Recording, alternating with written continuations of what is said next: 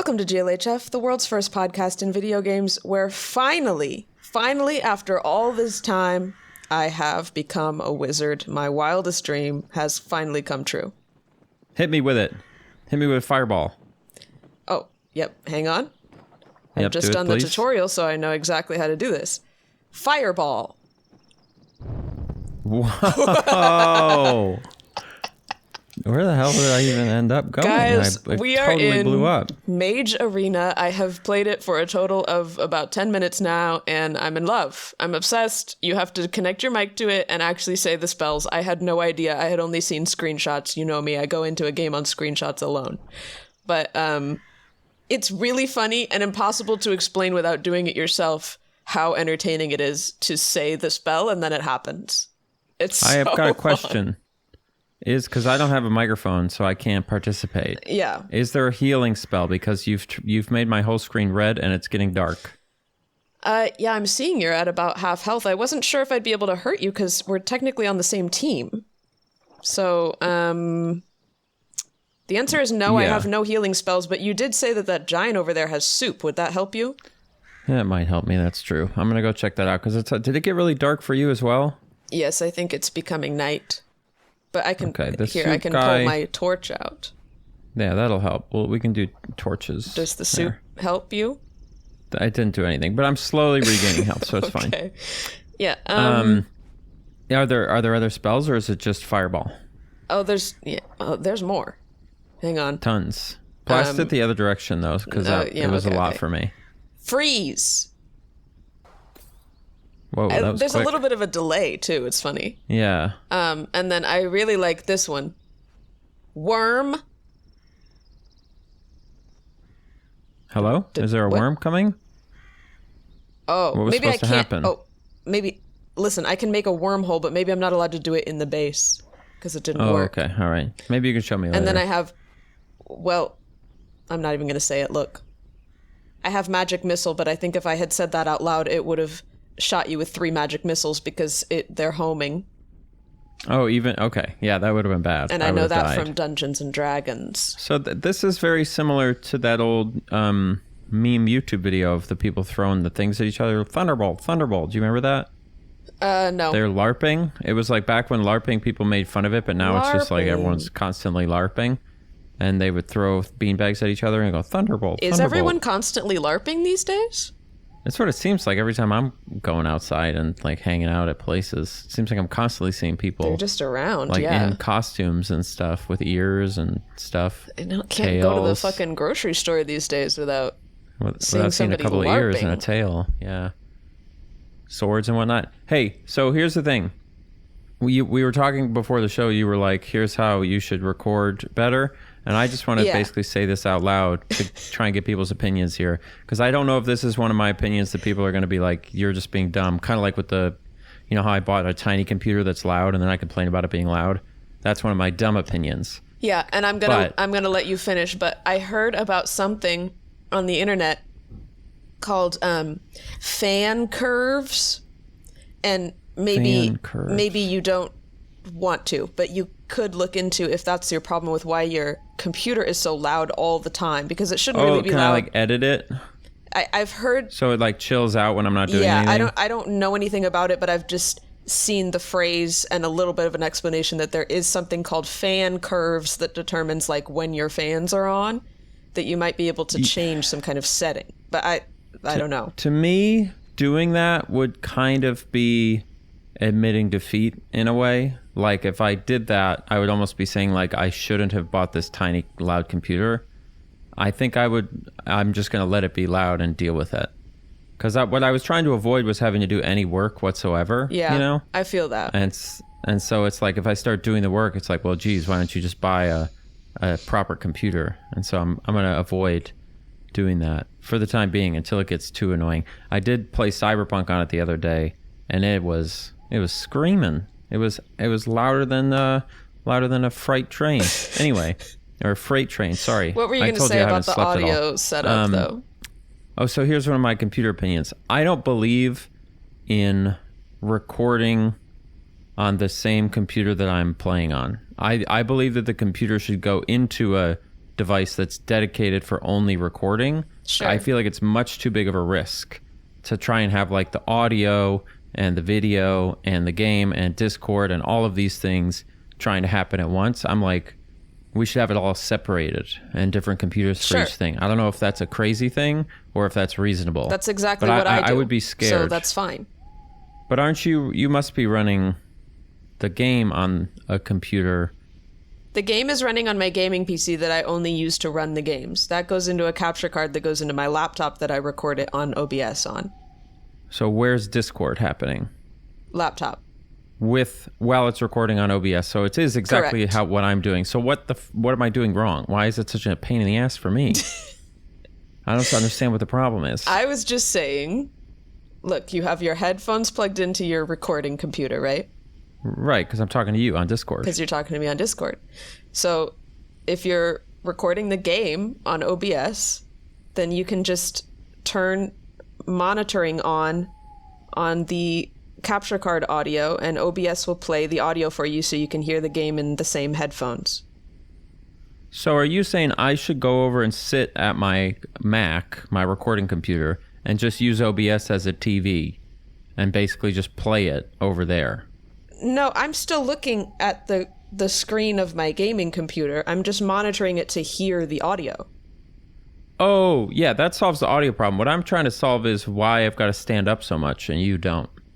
Because I got to stand up and plug it in, then walk across the room and then set up the mic, and it's all this other stuff.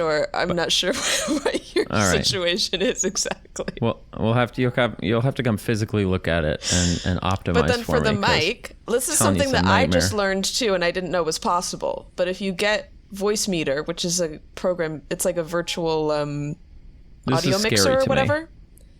It's a little bit confusing to set up, but then I just have it set up so that it just works. If I just open Voicemeeter on both computers, it just streams the audio from my mic to both computers, so I can use the same microphone as an audio input on two different PCs. It is possible, and it works through the power of your home internet network. Am I screwed if I have a Mac though? You know, that's probably a problem. If they have Voicemeeter for Mac, I'm sure it's fine. Okay, I'll look into that. Listen, that could be a solution. I support you. If you just are technically challenged and don't want to do it, then that's fine. Then I'm not technically challenged. I'm literally challenged. I'm practically challenged. Okay, so it's not just specific to technology. No, it's not I'm generally challenged. Yeah.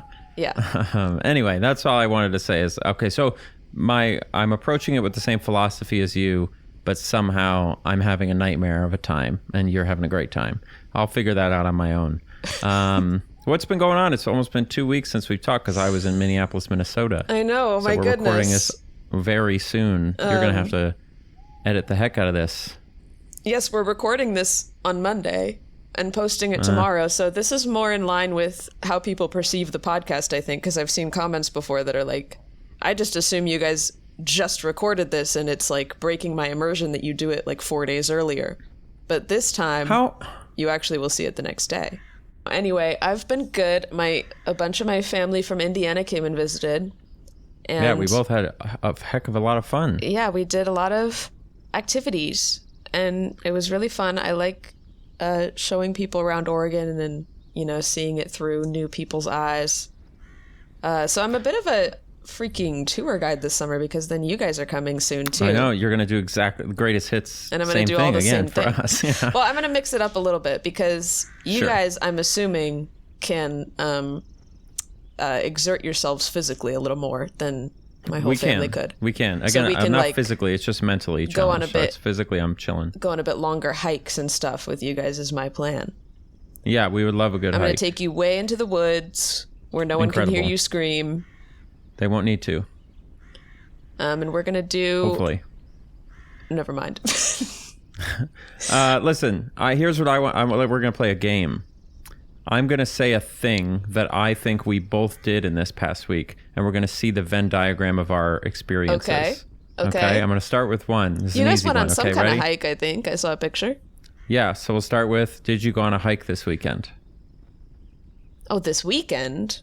Like this past whatever week, this whatever past one week, you were yes. doing. Okay, how was it? Where was it? Well, I can't Was it in say the woods? Wait, why can't you say it? I hiked up a mountain. It's like hard to pronounce? No, I'm just trying. Still trying not to reveal my location. Oh, I see. Okay, true. Well, it was in the woods on a mountain. Yeah. And we I were hiked mostly to the top. in the woods. Yeah, we didn't. There's not a lot of mountains, a lot of woods, etc. All right, fine. If you don't want, well, I'll be more general. Did you see a waterfall? Yes. So did we. Incredible. How tall was it? How many feet? Not very tall because we just went to a creek to go swimming. So it was like, I mean, literally like maybe 5 feet. It was just like a little one. Still nice, still nice. I think the one we saw was like 70 feet. It was beautiful. Wow. Big old thing. This I is know, in up by the Canadian Minnesota? border. There's a ton of waterfalls up there on account of glaciers. Okay. I didn't really understand that, but like they melt and then they cause a lot of things like carves in the earth and then water and stuff. Yeah. Okay, I don't know much about this? Minnesota nature because we kind of just sped right through it on our road trip and went to the Mall of America and that was it. That is Minnesota nature. To be honest, that's the nature, that's the culture, that's the heart and the soul of that I like state. that Is the Mall of roller America. coaster that's got those big statues of SpongeBob and Patrick screaming their heads off at the top. SpongeBob bikini, no, rock bottom SpongeBob plunge, in a bikini, maybe? exactly. That was my favorite SpongeBob part. in a bikini, yes, yeah. You can meet. That's one of the mascots. Okay, we also both went in a lighthouse. Tell me about your lighthouse experience. Oh yeah. Wait, so what kind of lighthouse would you have in Minnesota? For what? For a lake? It is, perhaps you might say, the most superior of the lakes in the world. Right.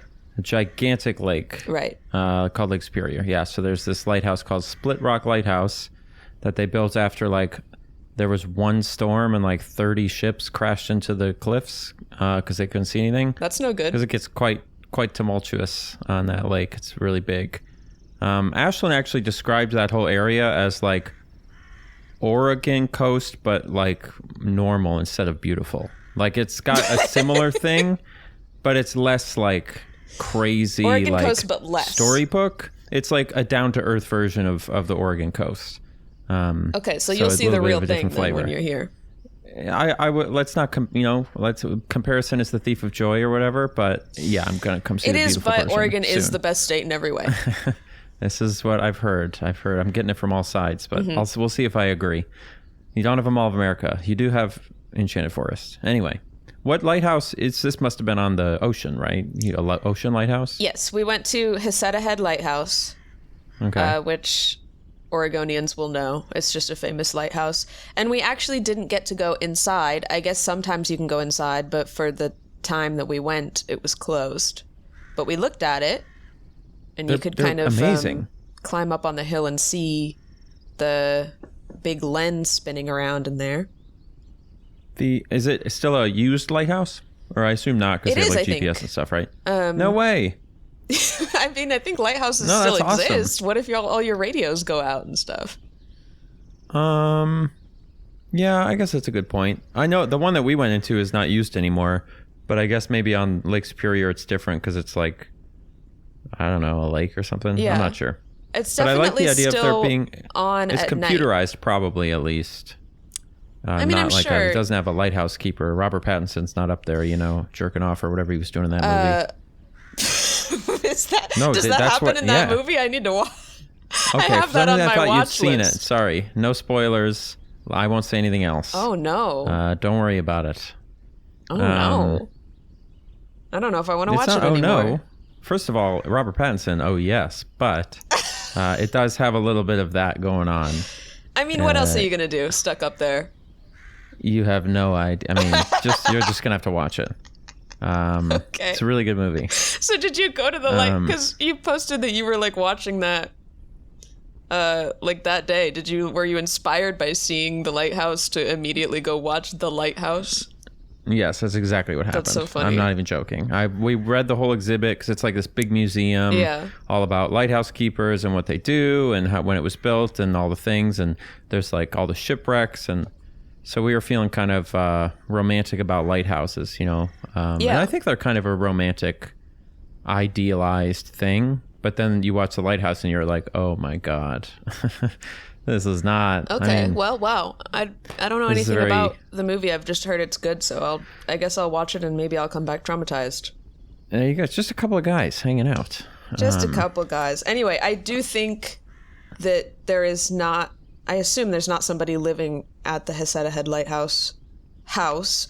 There is like a really nice house. You don't like live in the lighthouse. You like lived in this house that was a little bit down the hill that was like gorgeous, little like white picket fence. Not little, it was like pretty big. So it kind of shattered my illusion of, I imagine the lighthouse keeper living like in the bottom floor of the lighthouse and it's leaking. Yeah, same. And there's like holes in it. But this was a very nice home. Did you hear the foghorn? Did they play that for you? No. Holy smokes. You got to hear a foghorn the before you die. The lighthouse has a horn?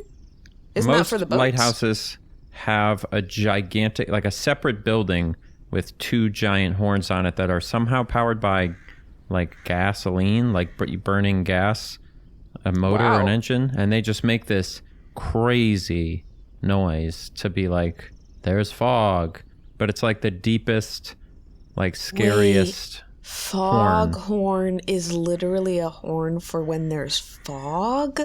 Yes, it is. That is exactly. I mean, I assume because they blew it in the fog. Oh, wait, no, that makes sense, right? Because you can't see the light as well, so you would need a sound. Right, so they're just saying, yo, hey, just be aware you're getting close. I gotcha. To the coast, so probably just throw the anchors down, I guess, and just chill. I don't know.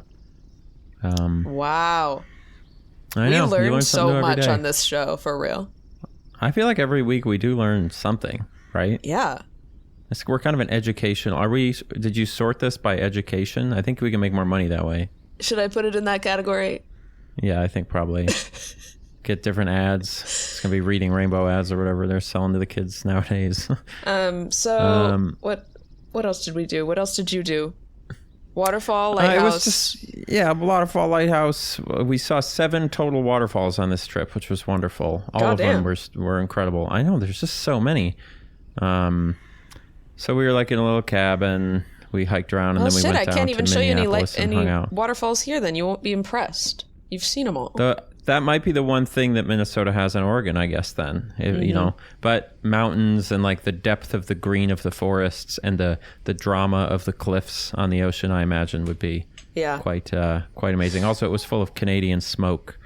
It was really smoky. Oh, from fires. Kind of fire. Yeah. So I don't know if y'all are getting any of that. Yeah, that's the thing about the West Coast too. Lots of fire. Yeah. So, did you do any jet skiing or anything? Yeah, we did some lake things. Fun. I saw you going down a tube, or something. I don't really know what that was. That was the creek. I was on a tube at the creek, but at the lake, I was, I don't really do much at the lake. There are exciting things to do, like jet skiing what is it called? Water skiing. The jet ski is the vehicle, and water skiing is the activity of being pulled by the vehicle on skis. I always get those mixed up. Not me on no way. You do that skiing thing? In Indiana, I grew up calling a jet ski a wave runner, which I think is a specific brand. Such a sick name for a jet ski. Is that like Coke and Pop and Soda, but for Indiana? I think so. Jet skis? I think Wave Runner is a brand of jet ski. Oh my God, that's an awesome name. It's like Wave Race. But so I had to like retrain my brain then, because here they call it a jet ski. And then I'm just thinking of the activity of skiing, of water skiing. Anyway. Why is it a jet? What is it skiing on jets? What is the jet? Well, you see there's a jet engine. There's a jet of water that shoots out of it to propel it forward. Jet ski. But is it, I guess it is skiing on the water. Wait, there's a jet of water shooting out of it? Well, yes. Why? I mean, because it's just a little boat that has a motor in it. It's a propeller, so right? Shoots, however the motor works, it shoots like a little jet of water under the water. Okay, all right. I guess I understand what you're saying now. Yes. Anyway, I don't really do anything too exciting. Sometimes I sit on the back of the jet ski and I'm like the spotter. Like Noah drives the jet ski and I'm just like there to raise a little flag if somebody falls in the water and starts drowning. But a literal flag? Well, it's like a yellow floaty thingy. Anyway, that even has been scaring me a little bit because the handles broke that I used to hold on to, and it's like if we turn really fast, I feel like I'm gonna fall off. And I don't really want to fall off because the water is cold. Yeah.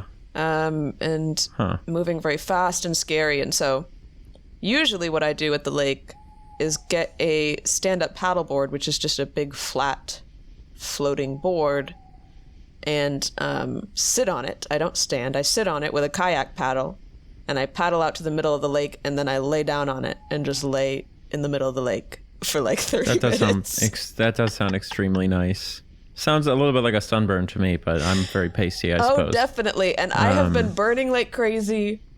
I don't know if it's climate change making the UV go up, but I swear when I was a kid, I never burned, or maybe I just didn't care.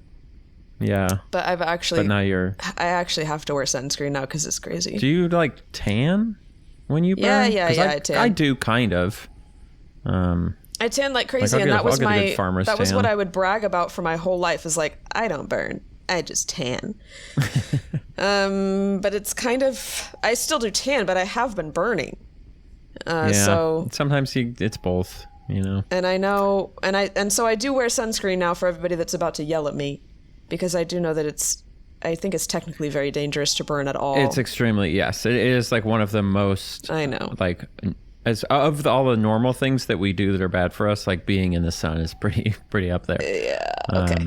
Well, so I wear sunscreen now, and hats. I try to wear hats to protect my. I hate putting sunscreen on, but you got to.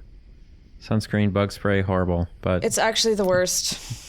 I despise the feeling of it on my hands. I don't like it.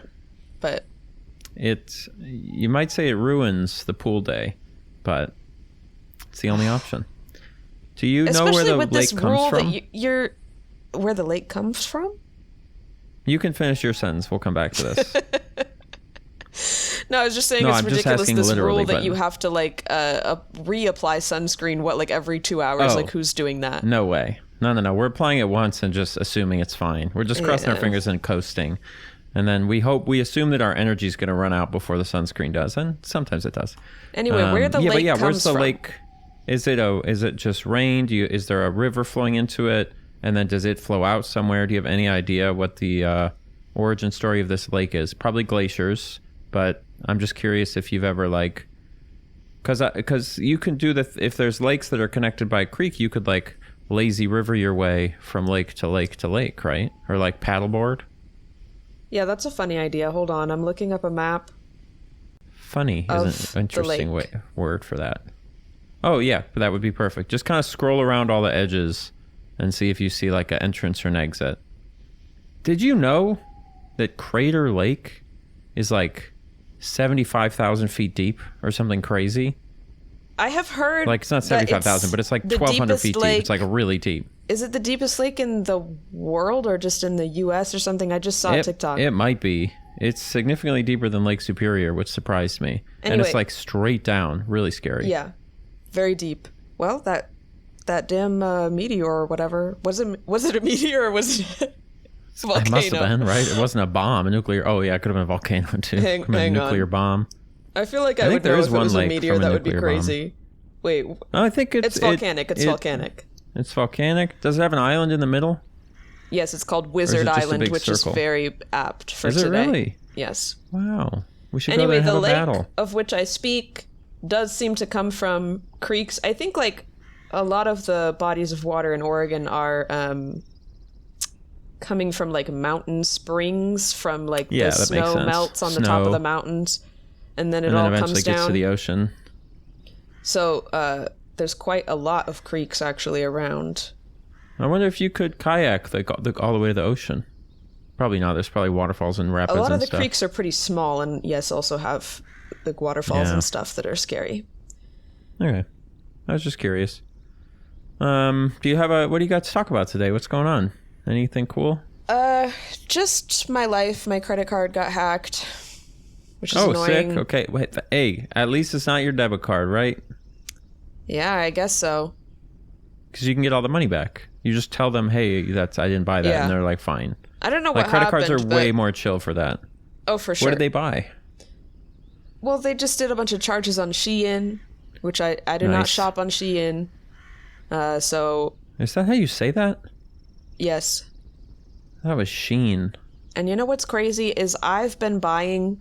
I don't buy as much fast fashion anymore. I try to, I just go to Goodwill. And I mean, these days, I only want to wear enormous t-shirts. Speaking of what I wear, I only want to wear giant t-shirts and giant pants, and I've just been really having fun with that. And so I just go to Goodwill and buy giant t-shirts, and that's all I wear.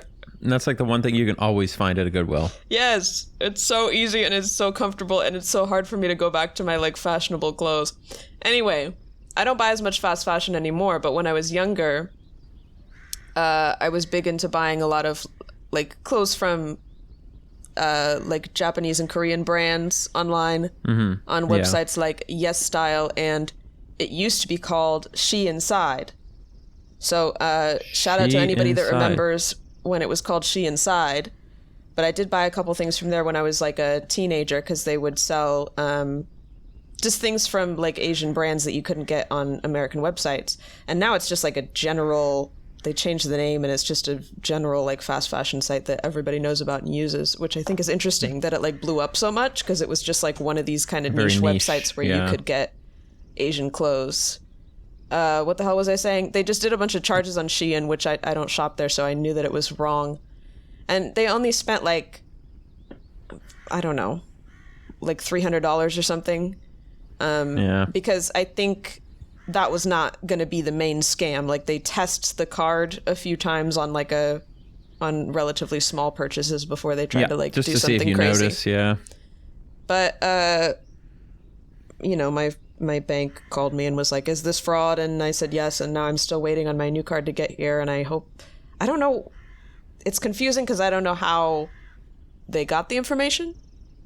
So I'm kind of scared that it'll happen again. Oh yeah. Well, I mean, it's anything you've ever bought from any website, right, is at risk of being leaked or traded or whatever. Yeah. That stuff's always... That's why I switched. This is not good advice for a lot of people, so don't take this as financial advice, but I pretty much only use credit cards now for that reason, because they're so easy just to...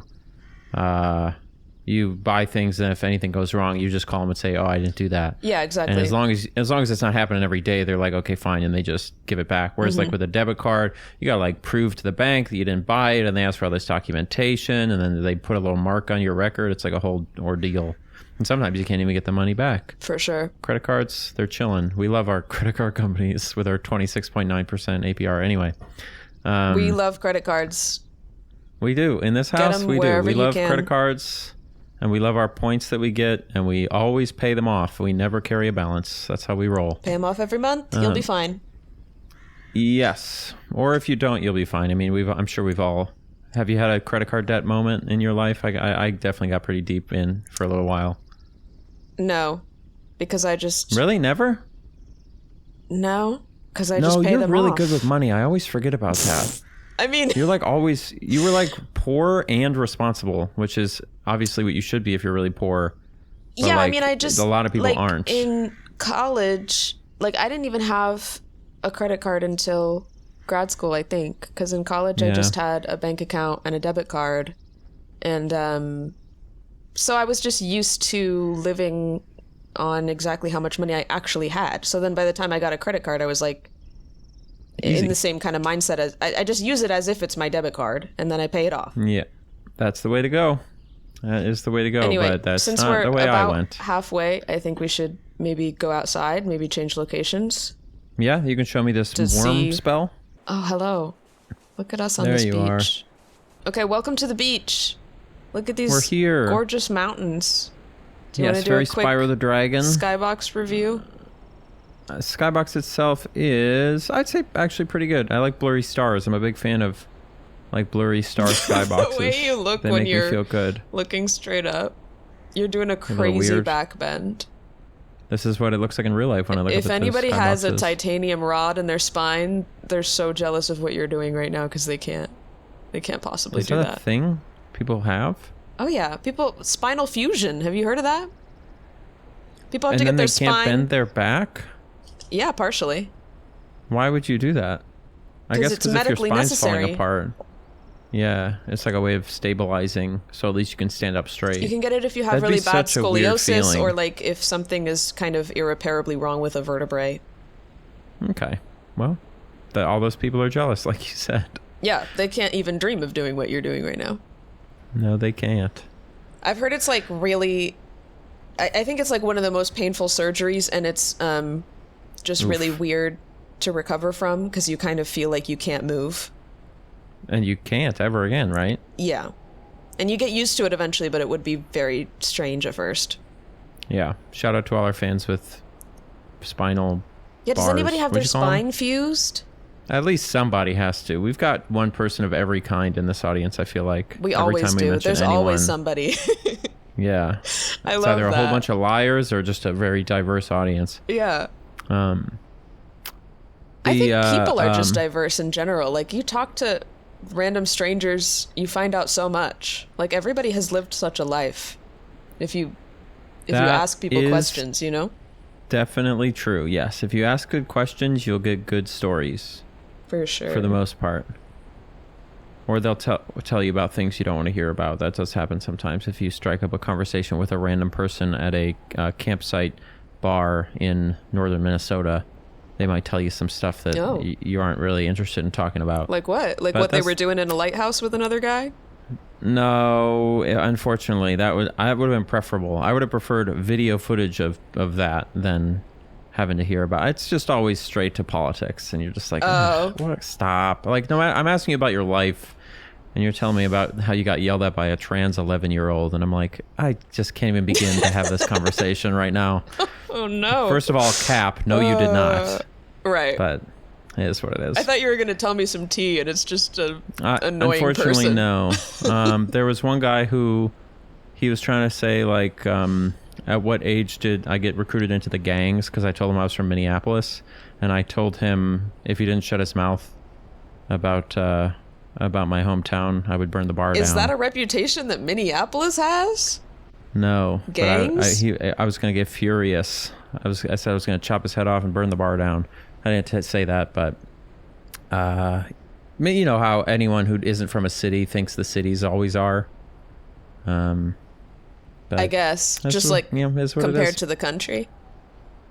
Well, because actually, here's something interesting. It did kind of click in my head during this conversation of what one of like the big dividing lines is between when you grow up rural versus city. I just think we can't actually comprehend the amount of people that are in cities, because these people are from a town of 400 people. So if they hear a police siren, it's like a big deal. They told me that one person got robbed 4 years ago, and that was like the last crime that happened in the city. And so if you're growing up in this environment where your nervous system learns that like a crime is a huge, like a once in a decade thing, and a police siren is like a big deal, and then you go to the city, you are going to like have trouble comprehending like, well, you know, per capita, the amount of crimes is actually less. And it's like your body's not going to get that. And I think that didn't really click for me how intuitive it must be to feel like the city is this disastrous place. Yeah, that's if actually you grow a up good in a point place. You that know I what never mean? thought about. Like if you truly are not used to it and you go to like even a small city and just hear, you know, like I probably hear an ambulance or some kind of siren like almost every day. Yeah, I guess constantly. that might be weird if you're not used to it, that like, it would you feel know, you just hear it and exactly. move on with your life. Because if it's happening, you're like, oh, it's a big deal. We all need to be like somebody I know edge. down the like street is dying or something. And so imagine that basically it's that feeling and you know, you should be able to override your base emotions and use some facts and logic. But I just had a little moment of empathy, and then this was we got into some of the worst political conversations after this, but I had a brief moment of empathy where I was like, you know, okay, I get why. I understood why when he said that the last crime was a mugging 4 years ago. Mm-hmm. I was like, it would be pretty weird if you were like hearing gunshots, you know, once a month, or hearing police sirens every day. Yeah, that it actually would seem makes a much lot of worse sense. than it is. I never thought about that. Yes, not to have empathy for transphobes or anything like that, but empathy for all people to some extent is a good thing. For sure. Or at least it helps us understand the world that we're in. Yeah. So, when you find yourself in that kind of conversation with somebody that you quickly realize you disagree with very strongly on a lot of fundamental things, are you like entertaining it? Are you like trying to get out of it? Because I would probably find an excuse to leave immediately. I mean, it can go one of like three ways. Usually my first instinct is to like start making fun of them for it, but in like a jovial, like, because, you know, like I feel like white guys can like make fun of each other. If you're like, oh, I'm just a white guy, we're just like joking about stuff. Yeah. So I'll usually go straight to making fun of them or saying things like, I do not believe what you're saying. You're lying to me right now. But in a way that like will kind of keep them in the conversation and make it not awkward. That's an option. The other option is pivot. I usually won't do a hard pivot because, like, if they really want to have that conversation, I'll do it. I like, but then if it continues on that way, then it ends up going in this place where it's like I'll usually kind of stop. And this is something that very rarely happens because people don't actually want to talk about things. Yeah. But sometimes I'll stop and I'll go, listen, I'll talk to you about this. I really will. But I just want you to know that I think Joe Biden is the greatest president in this country's history. Say something like that. And just to like set the tone, that didn't have to happen in this particular case because his friend, I think, realized that I don't think his friend wanted to listen to his political ramblings. And so he pivoted the conversation away and it was fine. So I'll usually start by like joking around and making fun. Yeah, I guess it depends. And then if it like, continues, you kind of have to be like, listen, this is we can have this conversation if we really want to, but then it's going to have to be a conversation. And we're outside of a bar in northern Minnesota. I'm outnumbered, first of all. Every single person in that bar is 65 years old, and they all looked directly at me when I walked in there. So if it's somebody that I don't know, there is no world in which I have the serious conversation with them. Because I'm like never going to see this person again. I don't care. I just want to get out of it. So I'll either just immediately get out of it, or the best thing really to get people to actually examine their views is just to ask them detailed questions about it. And eventually they reach a point where they actually realize they don't know what they believe, or they have no backing for what they're saying. So I'll like ask a couple questions and play it as genuine curiosity, because I am also curious why they think that. But then it's actually kind of impressive how quick that kind of conversation can fizzle out when you ask a couple questions, and they'll want to change the subject. Yes. It can also be helpful to do the Nathan Fielder method of just basically repeating what they say back to them, but as a question. Yes. So if they go like, I got yelled at by a trans 11-year-old, you go, you got yelled at by a trans 11-year-old? Yeah. And you just kind of look at them, and they'll dig their own hole or whatever it is. But unfortunately, at least I haven't discovered a way of having a productive conversation in that context with someone you don't know. No. Usually the best way to have a productive conversation is to go home. Not, there's nothing you can do. Yeah. But if somebody has a better solution, I'll take it. Oh, I had a question. When you play video games, do you have, the mini map? Do you do north up or forward up? Haven't we had this conversation before? Did we? Or because I wrote it in my notes, so that'd be funny if we did. I talked about this at length on my stream once, because I'm a very firm believer in north up. And Me that too. goes for I'm really glad to hear that. That goes for my video games and for my GPS in real life. I hate when it turns with me. Kind of self-centered people walking around going, the way that I'm going is the way that the world is oriented. Right. That's a crazy thing to do. It's to orient the entire world just the direction you're going, because you can't spatially align yourself. Because over time I'm trying to build a map of the area in my head, and I can't do that if it's turning all the time. Yeah. No, that's actually the reason for me too. I just think people who play video games are way better at maps than a lot of people nowadays because we don't really use, like, we don't read maps for much. Maybe. So I do think that's like a skill. Like, a lot of people aren't very good at spatially placing themselves.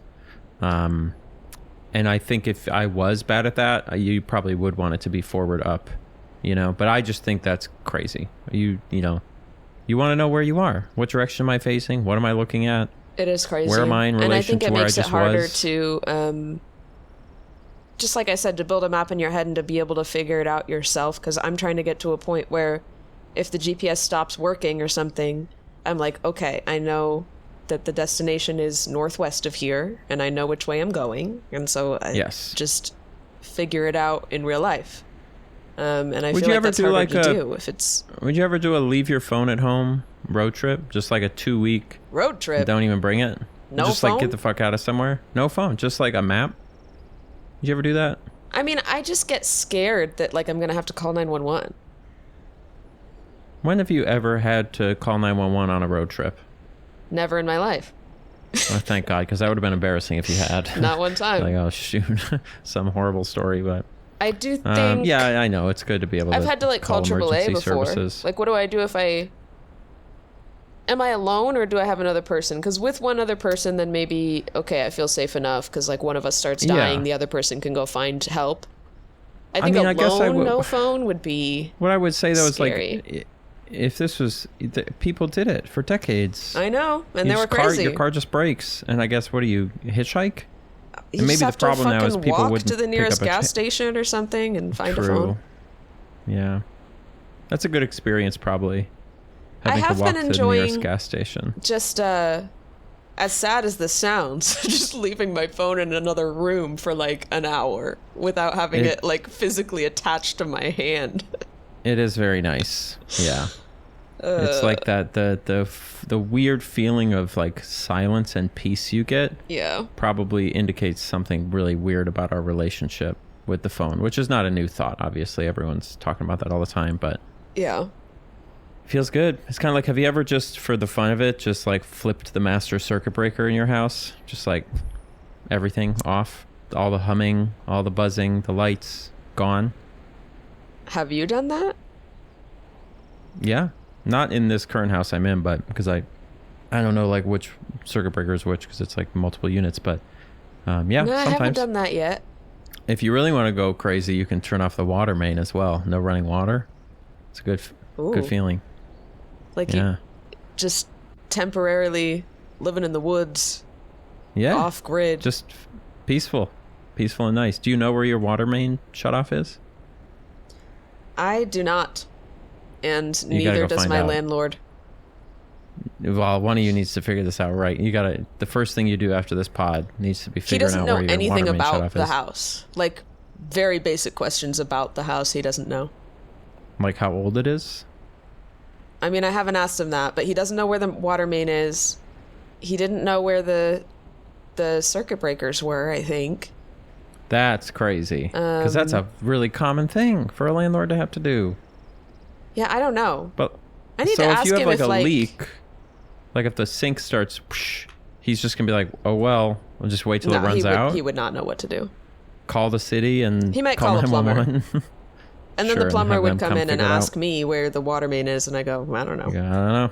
Then the plumber probably has some knowledge of how to find it. Yeah. But yeah, landlords suck. Thank you to everybody that agrees with me in the comments that landlords suck. They're all... What the fuck, I don't think man? I've ever met one that was, like, totally normal and chill. Like, all of them are a little bit crazy. My landlord in Philly was nice. I will say that. I don't remember what his name was. Nice or normal and chill? Like, including fixing things that needed to be fixed and so on. Yeah. I mean, he was normal and chill and nice, I would say. That is good. There's just so few that take care of the property proactively while also not being overbearing. I feel like it's one or the other, basically. I've also had one he had a really who was good on balance. top of their shit. It was like him and his brother or something running the business together. And yeah, they were very responsive. They were very chill. And just like knew how to do things, did a lot of stuff themselves. So shout out to the one cool landlord that I've had. Shout out. I think you just have to, too many people think of being a landlord as like passive income, and it's actually just like a job. Like it's a hard job if you're doing it right. They were working like crazy. People don't really, exactly. You like, if you're doing it right, you should be like regularly inspecting things, checking things, fixing things, swapping things out, you know, but I don't know if they had other properties, but they owned this whole like 3-story apartment building that I lived in that was a 100-year-old building, because all the buildings in Philly are, so all kinds of bizarre problems would arise. My ceiling caved in one time into my bathroom. Ever tell you about that? Oh God, no. Were you on the top floor? I was on, I guess it was a 4-story building, because I was on the 3rd floor. One day I came home from class and heard like falling water in my bathroom. Not a good sound. And I go in there and there's water just pouring from my ceiling, and it hadn't collapsed at this point. Clean water? I mean, as clean as water can be going through a 100-year-old floor. Right. But I mean, it wasn't sewage. It wasn't sewage. It was a water main. It was an intake or whatever. Well, we found out that it was the water heater of the person upstairs. The bottom had completely rusted out, and it was the entire water heater emptying down. My God. Through the floor. The people who put this is like such a common thing. Water heaters on a 2nd floor, unless it's absolutely necessary, which I guess in an apartment it kind of is, because you don't want it to be all the way at the bottom of the every apartment had its own water heater. But holy crap, that just seems like such a liability. Yeah. You know, just get those. Do you have one of those fancy ones where it just heats it instantaneously? Source. They have a lot of those in Japan. I wonder what those seem awesome. What the data is on like efficiency of that versus a regular water heater. Does it use more energy to do it that way? Well, cumulatively, probably not, but for each drop of water, probably. Because like the water heater has to be constantly heating and reheating the water even if you're not using it. Yeah. Whereas the point of service water heater would just be heating it in the moment, probably pretty quickly. I don't know. It might be more efficient, but I feel like that's a question for when you own a home. That's like what you have to start talking about. Yeah. Learning about. Anyway, I come home and there's water pouring from my ceiling. I call the landlord, and he's like, "Well, how much water is it?" And I'm like, "A lot." It's pouring. And then as I'm on the phone with him, I hear a huge crash. Whoa. And I go, "Fuck." And I walk in the bathroom, and basically the whole ceiling of my tiny little bathroom had collapsed, and now even more water was flowing out of it. And so I'm like, how much water can be in a water heater? So, I guess it keeps filling up though, so it's infinite. It's very big. I mean, I don't know how many gallons it is. It's like almost the height of a person and huge. I guess a small person. It's like 4 feet tall. I feel like what's funny is if that happened to me, I would assume that the house was, you just write it off. The house it's done.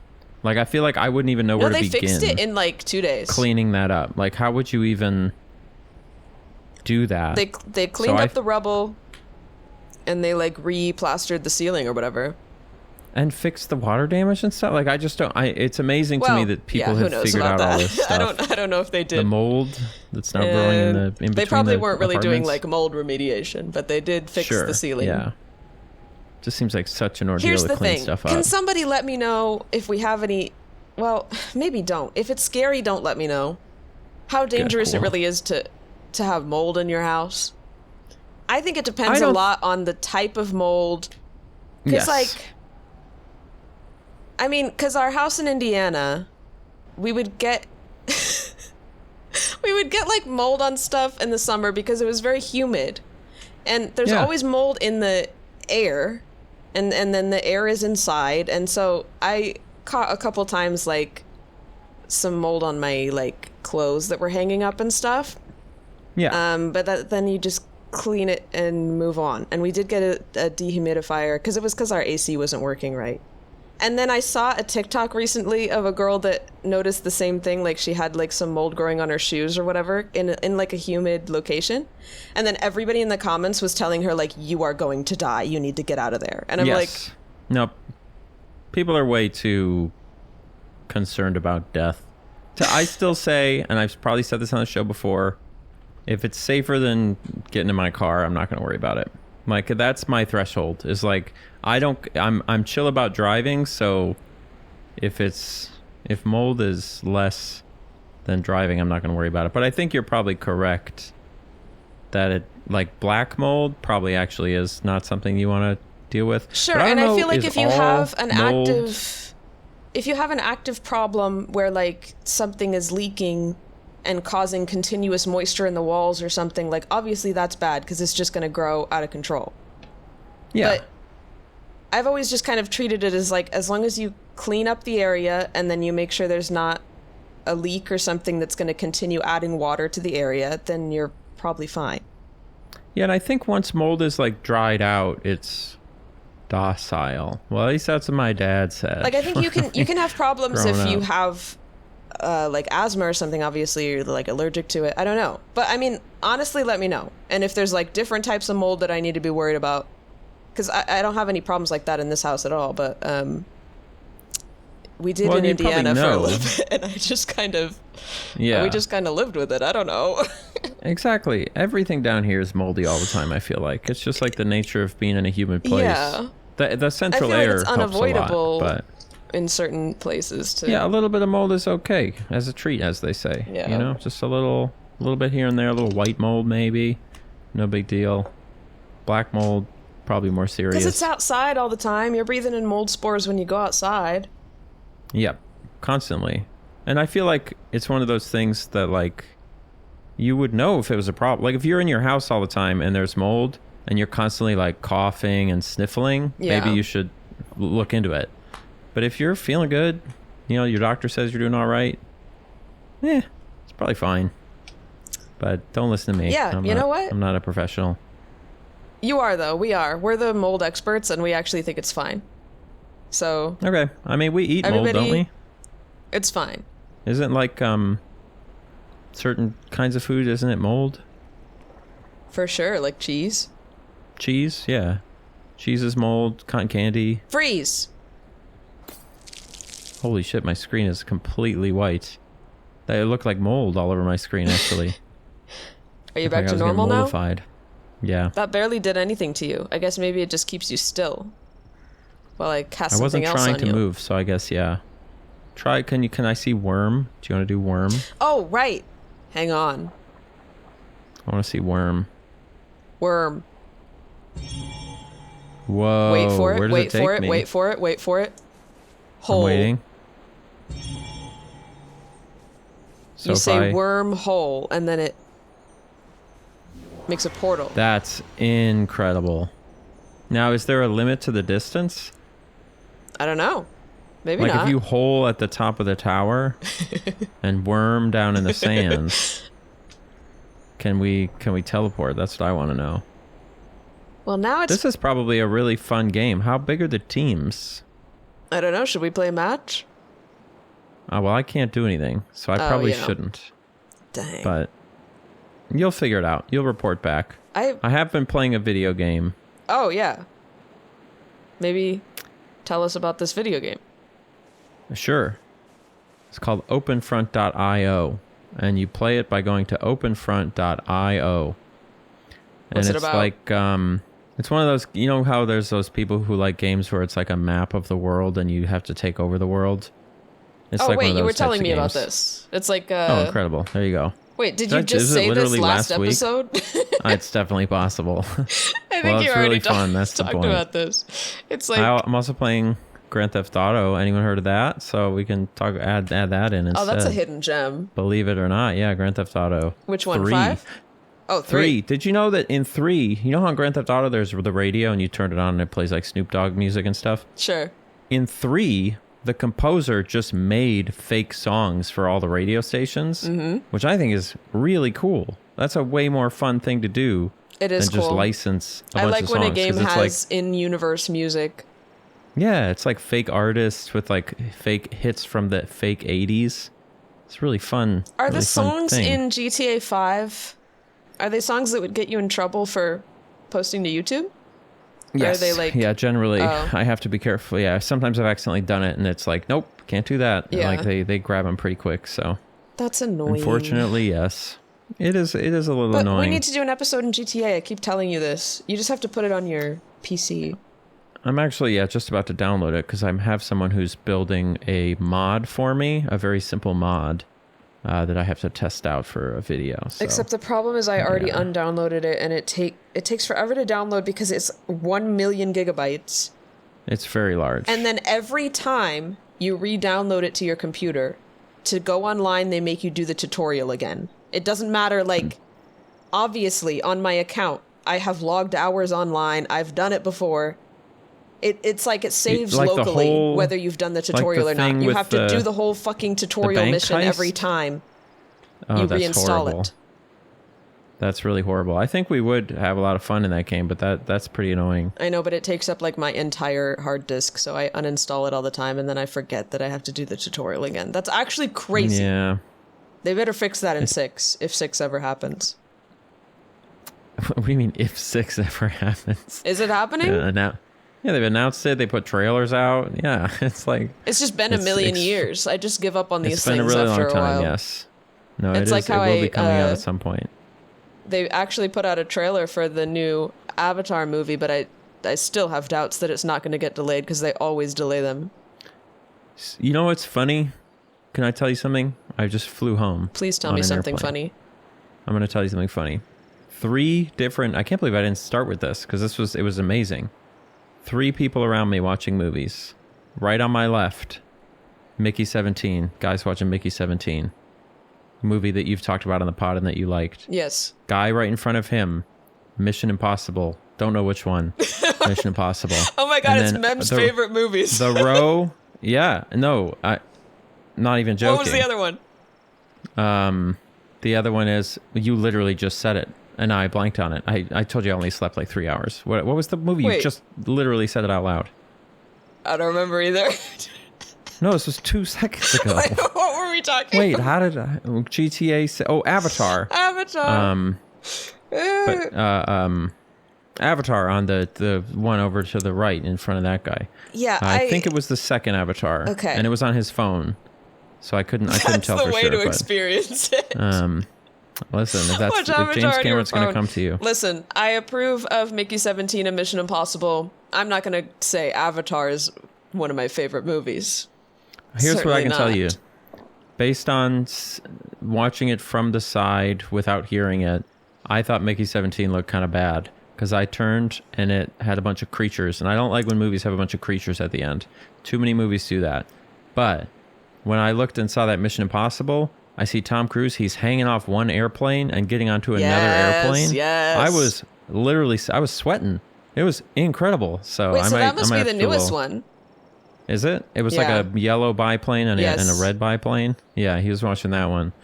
And I was like, damn, this is really intense. I wish all the time that I could re-experience certain Mission Impossible stunts again, because there's certain ones when I saw it for the first time I literally like screamed out loud and like laughed so hard. And one of them is when Tom Cruise hangs on to a running airplane for the first time. He's done it multiple times now because he just did it in this new one too. Things. But the one where it like starts out in this field and the rest of the team is talking on the comms and they're like watching this plane take off that Tom needs to get on to like get the bad guys or whatever, and they're like, they don't know where Tom is. They're like, where's Ethan? Do you know where Ethan is? No, Ethan. I don't know where he is. And then he shows up running full speed on like next to the airplane taking off on the runway. On his feet? On his feet, grabs on, jumps onto this like tiny little ledge that's outside the door, grabs onto the door of the airplane and hangs onto it as it takes off. And that's just one of these things that I could not believe what I was seeing. It was so absurd. I was like freaking out seeing that for the first time. And I wish I could erase that from my mind so I could see that again. I think what's so crazy to me and what surprises me about him is that I probably would have said that it really would be a marginal improvement over just faking it. But it is like, because the fact that it's real, And it's like, it's kind of clunky and a little ugly. Like, it doesn't look clean. Yes. And it looks like there's a real struggle That's to it. the thing. And it really does elevate the intensity of it in a way that I honestly wouldn't have guessed. I would have thought, like, whatever, you can fake it. Because he doesn't care about his appearance while he's doing the thing. He doesn't care that he looks cool while he's doing it, because it's a realistic amount of air pushing his face back while he's hanging onto the side of the airplane. And it doesn't look cute, but it does look real. And it doesn't, like, he doesn't look like a perfect action star who's like jumping from. He's struggling. Like, he he's looks really like somebody working for hanging it. onto the side of a fucking jet.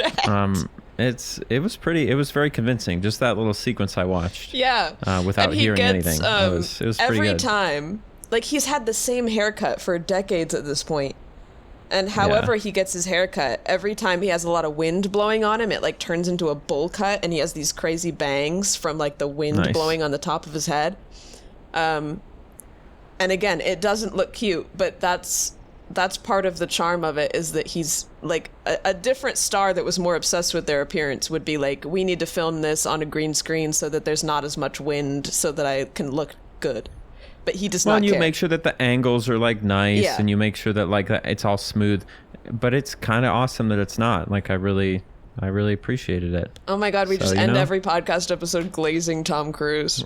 I feel like this podcast has like small arcs, like 3 to 4 episode arcs, like Pilates or whatever, and now it's like Tom Cruise. We had a little Mr. Beast moment, and so now we just have little arcs. So maybe by next week I'll have watched. I kind of let that lady win.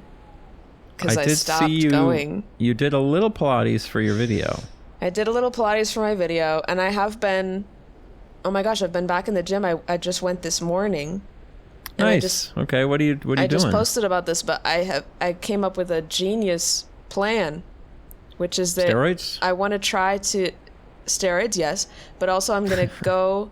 I want to go to the gym close to every day, which sounds very intimidating to me because I've never done that in my life. The most I've gone is like 2 or 3 times a week. How far away is your gym? Very close, like 5-minute drive. Totally doable then. I do think it's doable. I want to try because I want to get my cardio up, because my doctor told me I should be doing fucking like 2 hours of cardio a week, and I'm not even anywhere close to that. I usually do 20 minutes at a time on the treadmill, so that's like a lot of times I need to go to the gym. 2 hours of just cardio every week. What counts as cardio? Just getting your heart pumping faster. But anyway, my genius plan is I study Japanese about an hour a day, maybe half an hour to an hour a day, depends how many flashcards I have, because I do flashcards on Anki, and I add more all the time. But I've been doing the flashcards on the treadmill yesterday and today. And so I'm multitasking. I'm maximizing my productivity, my grind set, and I think it's going to change my life, because I always forget to do my flashcards until right before I go to sleep, and then I'm up too late doing them at like 11 p.m. Are you doing that same thing still, where you go like 30-degree treadmill? Yeah. Insane. Not 30 degrees. So, it's 10 degrees. Or whatever it is, however high it goes. Still, though, it's crazy. 10 degrees, 3 miles an hour. I do about 20 minutes. I think the like viral trend that you're supposed to do is like 12 degrees and 30 minutes. So I do it a little bit less of an incline and less time. What's viral about that? Like, is it like, if you do this, then you'll just be healthy? It's just a workout that was popular on the internet recently. I forget what they called it. Because it's like simple. Yeah. Simple to do and approachable. We like killing 2 birds with 1 stone. The Buddhists would tell you not to. I say, fuck them. You learn Japanese with your but walking. I do think that the increased blood flow is like making me better at the flashcards, honestly. Oh, that's interesting. Making your brain smarter? Yeah. Because I did notice I had such a funny moment when we were in Japan last time. I was doing my flashcards at night, and I was like, I am way better at this when I'm standing up. Because usually I do them right before I go to bed, and I'm like either laying on the bed or sitting. And I can remember the words better if I'm just standing up, walking around the room. That's interesting. I don't know what the science is with that. Yeah, you could have a medical condition. But I can remember things way better when I'm walking around, like pacing. Huh. I think there's something to like walking and pacing. Maybe I don't know. I believe that. I feel like that makes sense. But it's interesting then that like now you've learned that it's even better if you're doing treadmill. Mm-hmm. So it's like the more you can work out, the more genius you're going to be. It's like the Hulk, only for the opposite. It's like you are the Hulk, but then the more you work out, the smarter you get instead of the dumber. Exactly. So I'm trying to like Pavlov myself into associating the Japanese studying with the treadmill, and then like I got to do my Japanese, but I can only do that if I'm on the treadmill, and then I got to go get on the treadmill. And these are physical flashcards, or is it on your phone? It's on my phone. Okay. It's on Anki. Anki changed my life. Highly recommend if you need to remember anything. Really? Yeah. I like could not. My biggest problem, and people laugh when I say this, but my biggest problem with learning a language has always been vocab.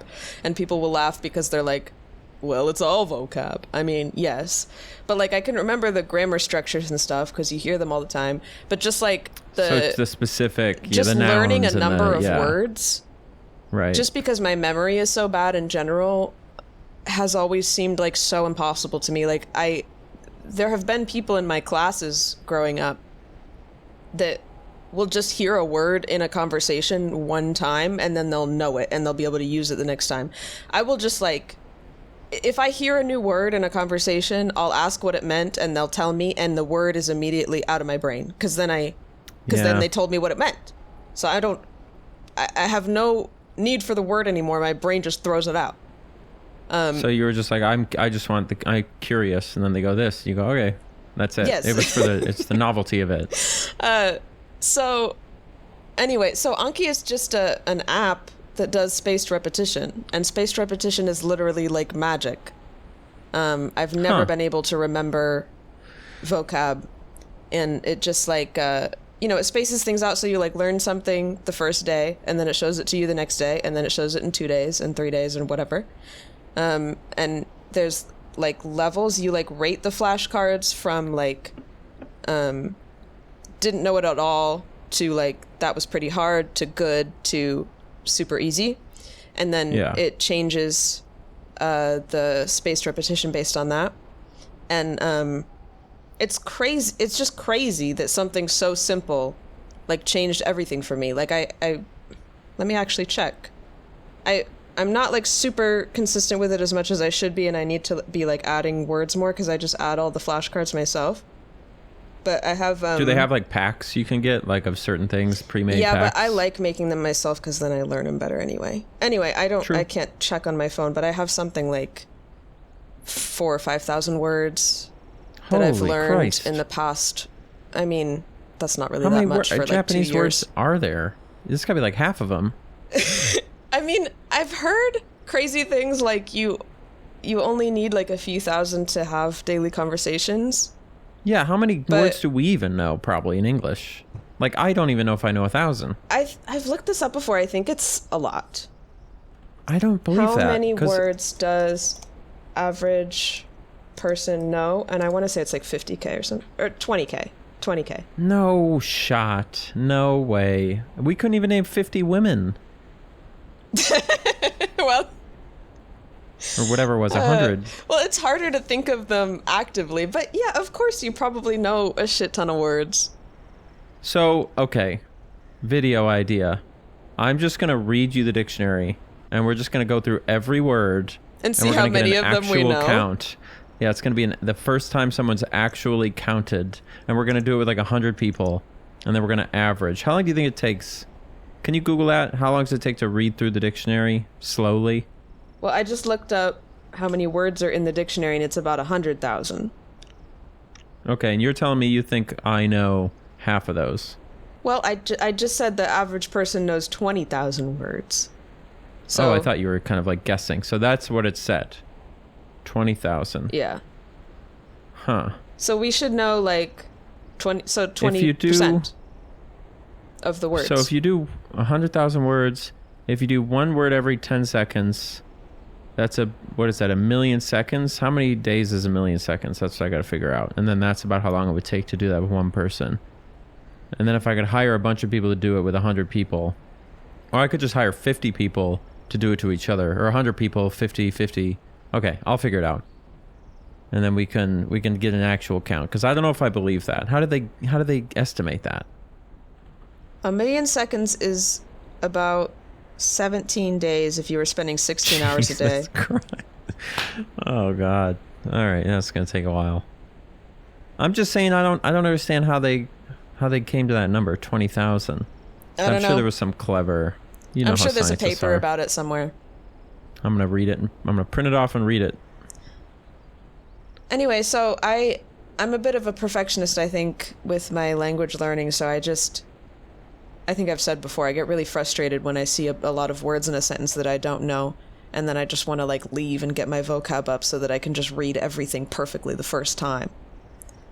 Do you remember that being the case when you were like 3, when you were learning English? No, that's the thing, but I don't know. I can't go back to that. I can't learn like a 3-year-old anymore because I get too mad that I don't know. Yeah, because that's just like immersion. Because if we threw you into Japan for a year, you'd come out speaking fluent Japanese, especially at this point. And you probably kind of are pretty good at it. Are you fluent? Would you consider yourself fluent? I can talk. I can talk to people. Fluent is a strong word, and it means different things to different people. Some people will call themselves fluent as long as they can have a conversation. Right. But it's like if you met a random person. I think what frustrates me and like embarrasses me about trying to speak Japanese to Japanese people is that I would consider myself fluent when I can truly express what I want to express and like have my same personality in Japanese. Yeah, that's tough. Which I'm nowhere near that right now.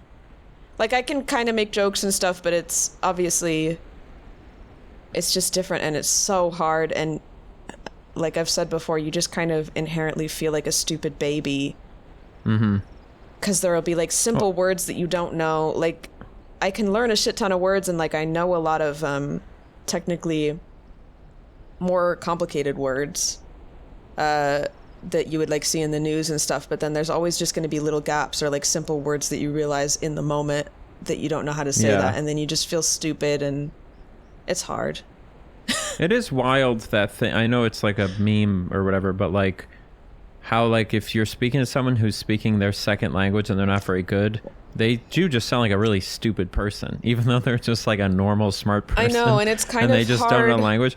It's really fun to be like, you sound stupid right now, but I know you're not. Yeah. And it's hard. There's no way to like bridge that gap because language is so important that like kind of our intelligence is tied to that. But like it's all, everyone's equally smart even though they sound dumb, you know? Like I sound dumb trying to speak Spanish, and Spanish people when they try to speak English sound dumb. And I'm like, neither of us are dumb, but we sound really dumb and we think each other are dumb, and we're trying our best not to think that, but it's impossible to like totally get rid of that. Yeah, it's hard to get rid of that kind of instinctual bias.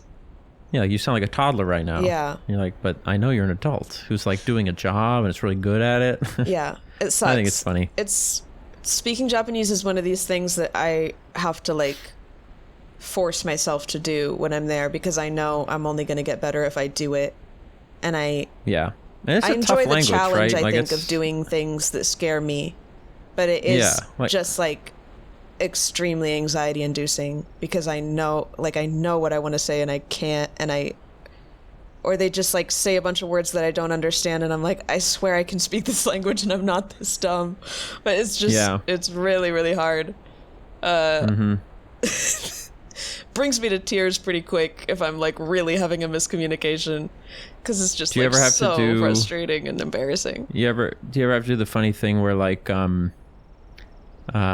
you like are trying to describe a thing because you don't know the word for the thing, you have to describe it using the words you know? Yeah. Like I remember like trying to describe an oven to someone in Spanish, and I had to say like the very hot room for food, and it's like that was like the best I could do. Yeah, hot. It's like it's a really hot room for the food, you know, or no, the house, the room of fire, I think is what I called it. What was the context for this?